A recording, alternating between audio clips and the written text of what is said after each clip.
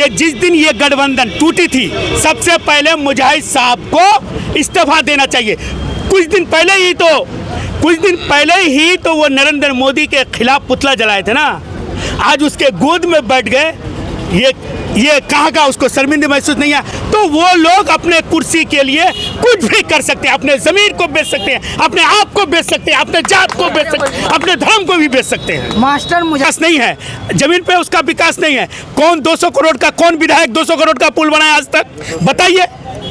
बताइए 70 साल तक कौन 200 करोड़ का भी पुल बनाया? अगर वो पुल बनाने का काम किया है तो वो अख्तरुल इमाम साहब किया है। कोचा धामन में हर रोड अगर है तो वो अख्तरुल इमाम का बना हुआ है। मुजाहिद साहब क्या किया है बोलिए? मास्टर मुजाहिद को चंद ब्लॉक ही जानते हैं, किशनगंज ही जानते हैं, और हमारे अख्तरुल इमाम को पूरे हिंदुस्तान के लोग जानते हैं, पूरे हिंदुस्तान के पार्टी जानते हैं। कौन कहता है कि अख्तरुल इमाम को नहीं जानते हैं? जो ये कहता है वो बुज़दिल है, वो दुनिया देखा ही नहीं है। आए हैं और चले जाएंगे और आएंगे, ये सब ख्याली पोला है। और ये सब जो है जनता को गुमराह करने के लिए कुछ लोग, कुछ नेता बोलते हैं, अवाम और जनता तो नहीं बोलते हैं।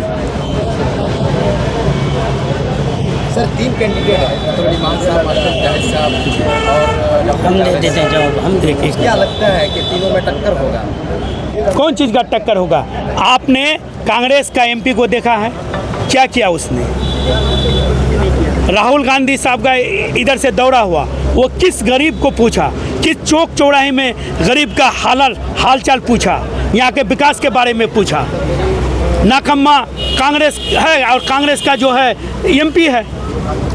बीजेपी है ना सर, बीजेपी कौन चीज़ का है? ये जेडीयू प्लस बीजेपी से ये बीजेपी है कि आरएसएस है? कौन दमंग है? मुजाहिद साहब को दमंग करते हैं? हाँ दमंग है, जमीन माफिया है, उसमें दमंग है।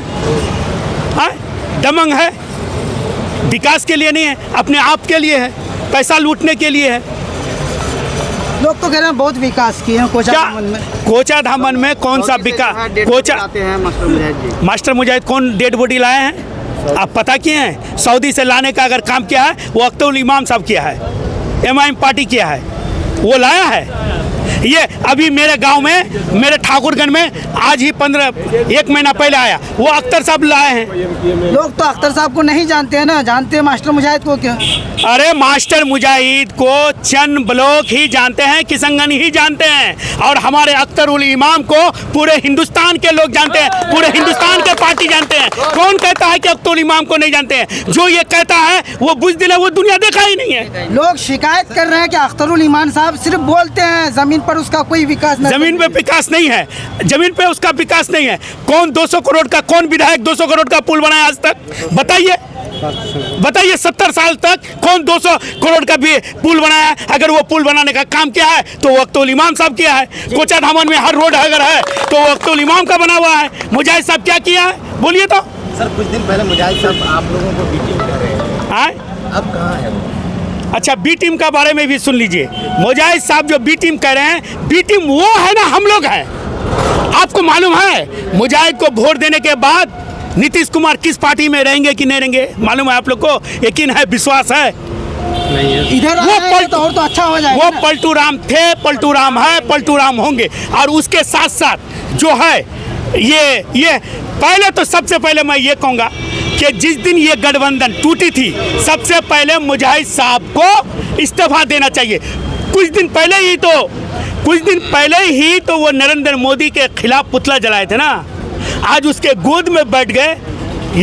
ये कहाँ का उसको शर्मिंदा महसूस नहीं है?